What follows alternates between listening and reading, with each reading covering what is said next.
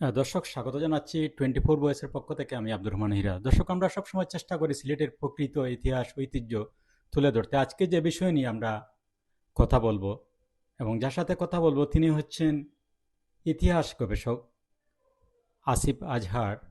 আমরা ওনার কাছ থেকে আজকে গুরুত্বপূর্ণ একটি বিষয় জানার চেষ্টা করব।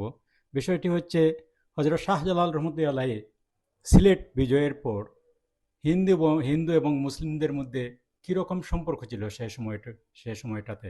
এ বিষয় নিয়ে আমরা আজকে কথা বলবো ওনার সাথে। 24 ভয়েসের পক্ষ থেকে আপনাকে স্বাগত জানাচ্ছি। আপনাকে ধন্যবাদ হিরো ভাই। আপনি যদি একটু বলেন আমাদেরকে যে হযরত শাহজালাল রহমতুল্লাহ আলাইহি সিলেট বিজয়ের পর হিন্দু এবং মুসলিমদের মধ্যে কীরকম সম্পর্ক ছিল। ধন্যবাদ। এই প্রশ্নটা একটা গুরুত্বপূর্ণ প্রশ্ন। যথেষ্ট ইতিহাস বিশ্লেষণ ছাড়া বা ইতিহাসকে যাচাই বাছাই করা ছাড়া এসব প্রশ্নের উত্তর দেওয়া একটু কঠিন।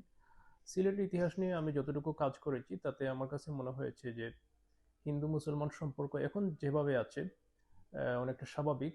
আগেও এটা স্বাভাবিকই ছিল।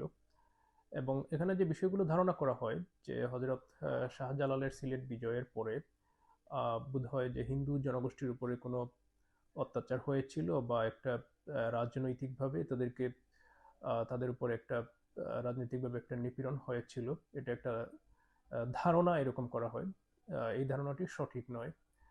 এর কারণ হচ্ছে ইবনে বতুতার যে রিহলা ইবনে বতুতা, যেটা আমরা প্রাচীন ইতিহাসের সবচেয়ে গুরুত্বপূর্ণ দলিলগুলোর মধ্যে একটি, সেখানে তিনি লিখেছেন যে তিনি যখন হজরত শাহজালালের সাথে তিনি যখন দেখা করেছিলেন তখন তিনি দেখেছেন যে হজরত শাহজালাল এবং তার যে সঙ্গী সাথী এবং তার যারা অতিথিরা যারা আসতেন তাদের যে খাবার দাবার বা তাদের যে আপ্যায়নের যে প্রয়োজন হতো, এটা সাধারণ মানুষের পক্ষ থেকে এটার যোগান দেওয়া হতো। এবং এই সাধারণ মানুষদের মধ্যে মুসলমানরা যেমন ছিল, হিন্দুরাও ছিল। হিন্দুরাও হজরত শাহজালালের যে দরগা, সেখানে তারা খাবার এবং বিভিন্ন প্রয়োজনীয় বিভিন্ন জিনিসপত্র এগুলো তাদের পক্ষ থেকে সরবরাহ করা হতো এবং তাকে অত্যন্ত সম্মান করতো। হজরত শাহজালালকে হিন্দুরা অত্যন্ত সম্মান করতো। এটা এখনো অনেকটাই এটা বজায় আছে যে হজরত শাহজালালের দরগায় অনেক সময় দেখা যায় যে হিন্দুরাও সেখানে তারা যায় এবং হজরত শাহজালালকে ভক্তি করে থাকে। তো বিষয়টা হচ্ছে যে এটা আসলে উপর থেকে এটা জোর করে এটা এই শ্রদ্ধা আদায় করা হয়েছিল কিনা সেটা একটা প্রশ্ন আছে। ইতিহাস বিশ্লেষণ করলে দেখা যায় যে এটা আসলে জোর করে আদায় করা হয়নি। হজরত শাহজালালকে হিন্দুরা যে ভক্তি করত, এটার কারণ ছিল মূলত এই সিলেট বিজয়ের পরে যে মুসলমান সেনাবাহিনী বা মুসলমান যারা ছিলেন, তারা আসলে অমুসলমান যারা তাদের উপরে কোনো ধরনের মানে যে ধ্বংসযজ্ঞ বা রক্তপাত বা এই ধরনের কোনো জিনিস কিন্তু ঘটেনি। এবং যেসব লোককাহিনী উপকথা এবং বিভিন্ন সিলেটের যে ইতিহাস মুখে মুখে মানুষের মধ্যে যেটা প্রচলিত, এটার মধ্যেও কোনো কিংবদন্তি বা কোনো কিছুতেই এই ধরনের কোনো বিষয়ের কোনো উল্লেখই নেই যে মুসলমানদের সিলেট বিজয়ের পরে হিন্দুদের উপরে যে কোনো অত্যাচার বা নিপীড়ন হয়েছিল, এই ধরনের কোনো উল্লেখই নেই। শুধু এতটুকুই জানা যায় যে এখানে যে রাজা ছিল, গৌড় গোবিন্দ যে রাজা, সেই রাজা সে পালিয়ে গিয়েছিল এবং পালিয়ে যাওয়ার পরে হচ্ছে যে আহ, মুসলমানরা এই শহরের তারা নিয়ন্ত্রণ নিয়েছিলেন, লখনৌতি থেকে যারা এসেছিলেন যে মুসলমান সেনাবাহিনী। তো এরপরে আসলে যে কোনো ধ্বংসযজ্ঞ বা রক্তপাত বা এখানে যে কোনো অন্য ধর্মের মানুষের উপরে যে কোনো অত্যাচার, এটার আসলে কোনো কিংবদন্তি লোককাহিনী বা কিছুই নেই এবং ইতিহাসেও এই ধরনের কিছু নেই। এখানে একটা ব্যাপার খুবই আমার কাছে খুবই এটাকে তাৎপর্যপূর্ণ মনে হয়েছে।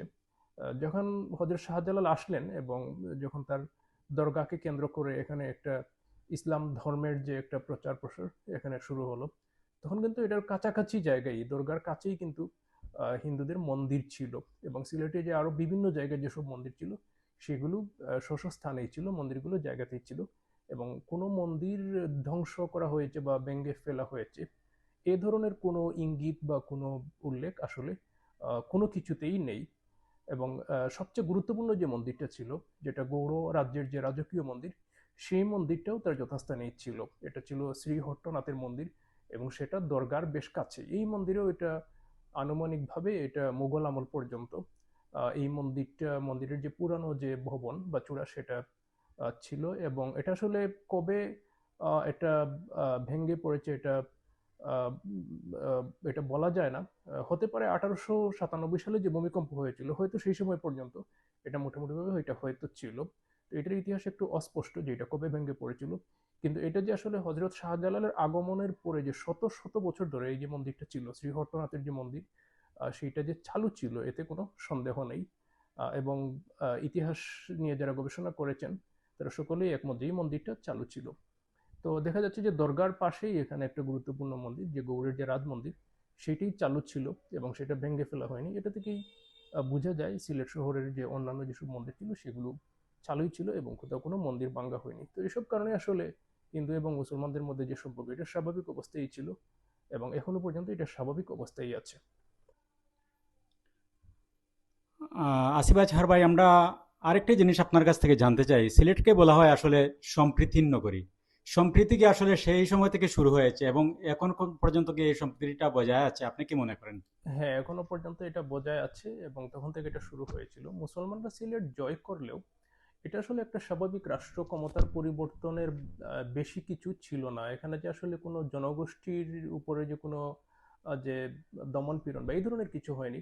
এটা ছিল একটা স্বাভাবিক যে রাষ্ট্র ক্ষমতার পালাবদল। এখানে একটা গুরুত্বপূর্ণ তথ্য আমি দিই, যে গৌড় গোবিন্দকে পরাজিত করে মুসলমানরা সিলেট জয় করেছিলেন, সেই গৌড় গোবিন্দ কিন্তু আসলে সিলেটের রাজা ছিল না, গৌড়ের রাজা ছিল না। সেও এটা দখল করেছে, উনি বাইরে থেকে এসে এই গৌড় রাজ্য দখল করেছে এবং গৌড়ের যে রাজা ছিল সিংহ বংশীয়, সেই রাজাকে হত্যা করে, যুদ্ধে পরাজিত করে হত্যা করে গোবিন্দ কিন্তু গৌড় দখল করেছিলেন বা সিলেট দখল করেছিলেন। তো গোবিন্দ কিন্তু আসলে গৌড়ের যে যে রাজবংশ ছিল, সেই রাজবংশের যে উত্তরাধিকার সূত্রে গৌড়ের রাজা হননি বা সিলেটের রাজা হননি। গোবিন্দ বাইরে থেকে এসে এখানে যে রাজা ছিলেন, যে বৈধ রাজা, সেই রাজাকে হত্যা করে সিলেট দখল করেছিলেন বা গৌড় দখল করেছিলেন। এবং গোবিন্দ অনেকটাই তার আসলে ধর্ম বিশ্বাস কি ছিল এটাও খুব একটা পরিষ্কার না। তিনি মূলত ত্রিপুরার রানী অর্পণার পুত্র ছিলেন এরকম ধারণা করা হয়। রানী অর্পণা তিনি সনাতন ধর্মের অনুসারী ছিলেন বলেই ধারণা করা হয়, কিন্তু তাকে যেখানে নির্বাসন দেওয়া হয়েছিল, যে গোয়ার জনগোষ্ঠী, যে জনগোষ্ঠীটাকে এডওয়ার্ড গেট মনে করেছেন যেটা গারোদের একটা শাখা। তো এসব জনগোষ্ঠী গারোদের যে ধর্ম বিশ্বাস বা গারোদের যদি শাখা হয়ে থাকে এই গোয়ার জনগোষ্ঠী, এদের ধর্ম বিশ্বাস এগুলো আসলে ছিল এই আদিবাসীদের যে নিজস্ব ধর্মবিশ্বাস, সেগুলোই। তো গোবিন্দ যদি এদের মধ্যে প্রতিপালিত হন বা এদের মধ্যেই তিনি একসময় এদের রাজা হয়েছিলেন, এই গোয়ার জনগোষ্ঠীর সর্দার বা রাজা হয়েছিলেন এবং এদেরকে নিয়ে একটা বিরাট আধিপত্য বা প্রভাব বিস্তার করেছিলেন এবং একসময় গৌড়ের রাজাকে হত্যা করে গৌড় দখল করেছিলেন। তাহলে এমনও হতে পারে যে সেই যে আদিবাসী যে জনগোষ্ঠী, এসব জনগোষ্ঠীরও যে ধর্ম বিশ্বাস বা এগুলোর একটা প্রভাব তার মধ্যে থাকতে পারে। তো মূলত তিনি আসলে যে খুব বেশি যে আসলে হিন্দুদের যে প্রতিনিধিত্ব করেন বিষয়টা এরকম না। তিনি মূলত গোয়ার জনগোষ্ঠীর সর্দার বা রাজা হিসেবে তাদের হয়তো প্রতিনিধিত্ব করেছিলেন, কিন্তু বৃহত্তর সিলেটের হিন্দু জনগোষ্ঠীর যে প্রতিনিধি বা প্রতিনিধিত্ব একজন রাজা এরকম বিষয়টা এরকম হতে পারে না। কারণ এখানে অনেকগুলো রাজ্য এবং এই যে হিন্দু যারা তারা সারা ভারত উপমহাদেশ জুড়ে এটা আসলে শত শত হাজার হাজার রাজ্যের বাসিন্দা। তো এখানে একটা একজন সর্দার বা একটা এক ছোট সর্দার থেকে রাজা হয়ে একটা রাজ্য দখল করেছে, সে আসলে হিন্দুদের প্রতিনিধি বা প্রতিনিধিত্ব করেন, এটা আসলে মনে করার কোনো সুযোগ নেই। এবং যুদ্ধটাও আসলে এটা কোনো যে হিন্দুদের সাথে মুসলমানদের যে যুদ্ধ বিষয়টা এইভাবে গড়ায়নি। এখানে আসলে ওইভাবে কোনো বড় ধরনের যুদ্ধ হয়নি। গোবিন্দ মূলত কুসংস্কার বিশ্বাসী ছিলেন এবং জাদুটুনা করতেন, এগুলো তন্ত্র জাদুটুনা এগুলো করতেন এবং এইগুলো করে তিনি মুসলমানদেরকে কাবু করার চেষ্টা করেছিলেন, মুসলমান সেনাবাহিনীকে, এবং এইগুলোতে তিনি ব্যর্থ হয়েছেন। কারণ হজরত শাহজালাল আরো বড় দরবেশ ছিলেন এবং হজরত শাহজালালের যে যে অলৌকিক বা তার যে তিনি যে বিশেষ